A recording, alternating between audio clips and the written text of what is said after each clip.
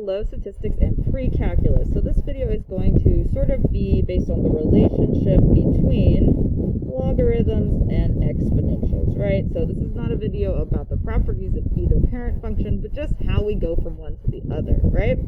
So you should remember that in general, our, let's go with blue, exponential equation looks something like this. Y equals b raised to the x. So we have our y here equals some constant b raised to the x, like raised to the exponent, which is an x, right? And now what a logarithm asks is, informally, what is the exponent, right? So if you see something like log, if you see log base 3 of 27, this question mark, right, this is actually asking what is the exponent that I need to get to 27 from 3. In other words, 3 raised to what power equals 27? So, this should all be familiar to you, right? So, with this general idea in mind, right, that logarithm is asking the question, what is the exponent? That is the question that we are looking for. We can rewrite our exponential equation quite generally into a general logarithmic equation, which looks something like log base b, right, which is the same b, of y equals x. So, we can use this to rewrite lots of exponential functions. We're just going to do a couple of examples here.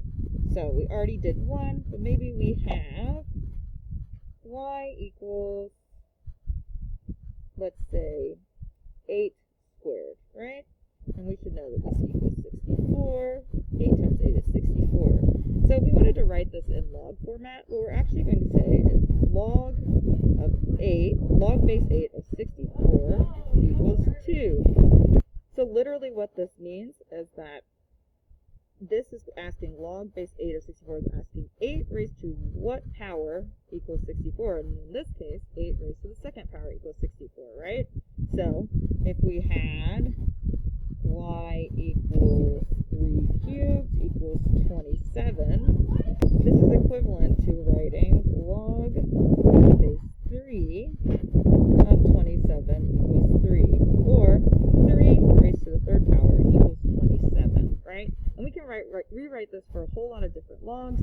Our bases don't have to be whole numbers. They can be fractions or decimals. Our answers can be and often are fractions and decimals, right? So this is just so we know how to rearrange equations, right? And we can do it without numbers at all, right? Maybe we have, let's say, a equals c to the b.